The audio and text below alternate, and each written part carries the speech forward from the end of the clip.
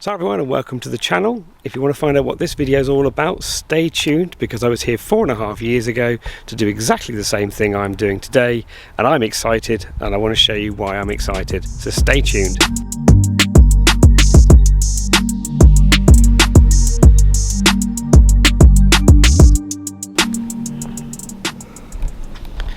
So as you can probably guess from those that have followed the channel for a while, either on Instagram or on my other Facebook page, the Flight Briefing Room. If you don't know about that Facebook page, I'll put a quick splash of a screen on here, so if you want to follow more up-to-date items, go on there or my Instagram. I'm here to pick up my Flylight 9 with the AEROS 9 wing, so it's just a 9, it really is a 9. It feels weird being here and having seen the development of Ben's machine and just all the testing that I've done with them to help them, just from an independent perspective, to feed back to them how the machine flies. Ben, as you will probably see right now. I'm terribly sorry, Giles. No, what? I've test flown your wing. No! Oh well. How's it fly? Just like ours. Yes. Ben has actually flown the machine this morning. I'm opting not to fly it because I've had a bit of a long drive up here. I'm going to go and take it away and fly it later on. Now what I do want to do today is, as I did last time when I came here, they showed me how to rig and de-rig the machine. So we're actually going to go and de-rig this machine here. Now Duncan, if you're following, we're going to put your wing back in its bag. So I hope you don't mind, but Ben's going to teach me how to rig and de-rig on your wing, which is all ready to go. And so it just feels like a flurry of 9s. There's Ben's 9, there's my 9, there's Duncan's 9, and I know there's more wings and machines on the way. But yeah, today is just a very special day for me to be able to pick up a new machine, that showroom feeling, and I just can't wait to fly it back up at Darley Moor.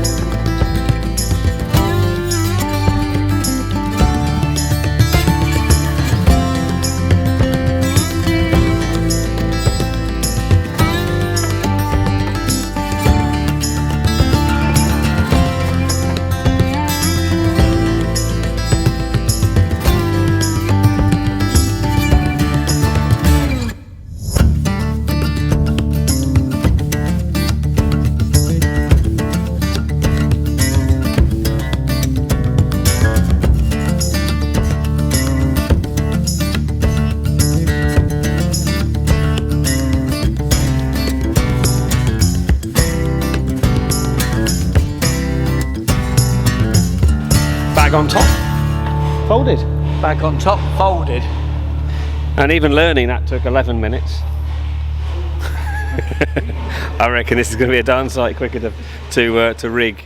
I think I'll spend more time faffing around with the winglets than actually rigging it. Yeah. Now there is an interesting way to open it out as well. Right. Can I watch you do this? The space is a little bit harder to get in.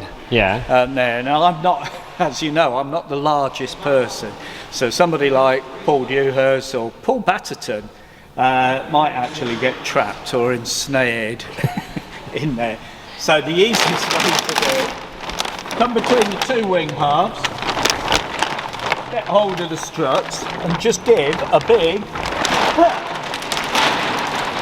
and that's it. Did you like that? It feels like it shouldn't be right to do that. It might take you 1 or 2 goes to do it. First few times I did it, I got a wallop on the ear as it came back in. Came back in because I didn't quite throw hard enough. So we'll give that a go. If there's 2 people around, grab hold of that strut, and then you can. Now this is a difficult one. You have to actually lift up. Oh, it's lift upwards, not backwards. Yeah. Because it's like an over centre, isn't it? It's an up and over. If you tried to pull back, as Phil and I did originally, it was you just chasing down the hanger. Trying to get the light right. Okay, I'll film this. Are you going to film me have a go? And you're going to have a go at it. See, I'm trying to balance, not trying to trash my wing by throwing it out too hard. Now, physically hold the wing struts. Come down the wing struts, and you have to give a big heave out. By Christ, he's got it, and leave them alone, they're fine. That was a fair push. It's a fair push, but my brain's like, I think I'm going to trash my wing by throwing this out, but it's surprising the amount of push you need. When you do it in a breeze, don't think that the wind's going to hold it back. What tends to happen, as the sail starts lifting, or starts going into the airflow, it actually sucks the wings forward. So you can find that you need even less energy to push them out, and they'll sort out their go. Well, if you can rig an Adam, you can rig one of these. Well, the Adam's not difficult to rig. Well, no, exactly. It's even easier to rig this. Jolly. Right. Okay, now we can do... take it off. We'll take it off. Now, the nice thing is, with this, because we've got the lift strut still on, you don't have to put the tension on to take it off. It will still hold itself out. Yeah. Okay. So now it's just normal method, taking it off. Sure that stuff isn't going to fly back, because that's nicely out the way. Nothing else, because it's unsupported. Oh, can you put it horizontal, the prop, because it's a lot easier to catch.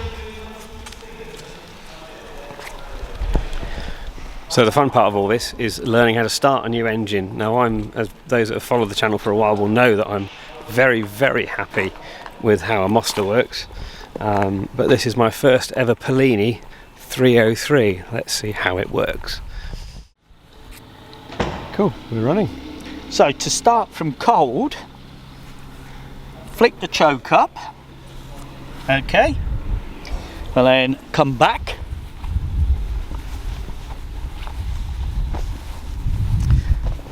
Normally, seatbelts on so that you're nice and secure.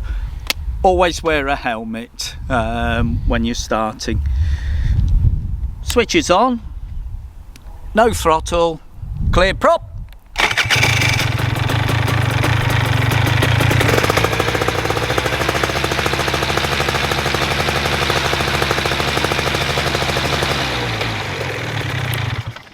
Switch off. Wait for the prop to stop spinning, and turn off the choke. Okay, and now you're ready to go. Let's see if it'll start, Ben. We'll see if it will start. So, switches on, clear.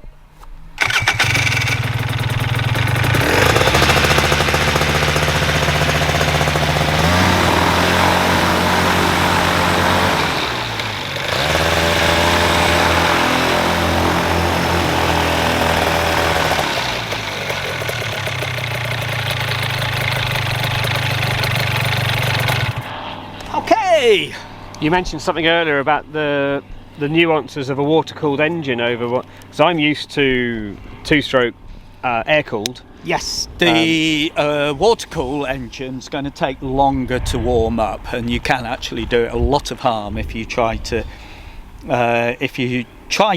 run at full revs or high revs with very little temperature in the engine. So don't start or don't even attempt to fly until you got 65 or 70 degrees centigrade on the the CHT or the water temperature. Yeah.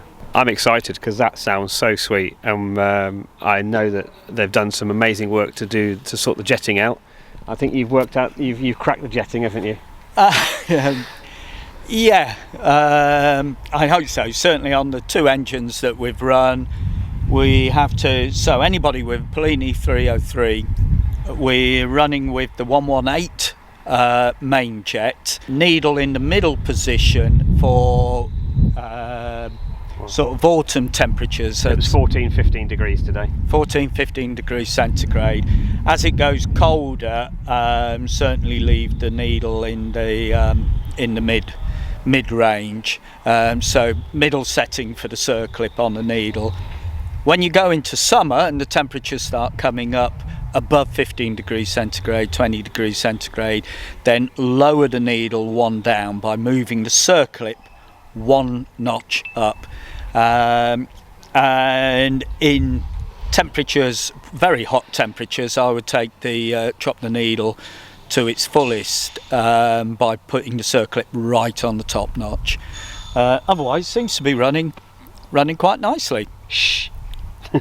Touching wood.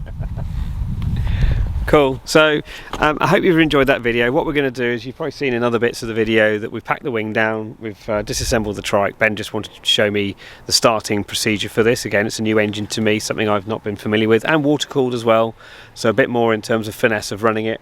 But we're now going to pack it up in the trailer, and if I've made the video before this one, hopefully I'll make a video on the trailer setup that I've got. But other than that, we're going to pack up and get me on the way to back up to Darley Moor. Now get rid of him. Get rid of me. Thank God. So we'll wrap this video up here. Until next time, everybody, fly safe.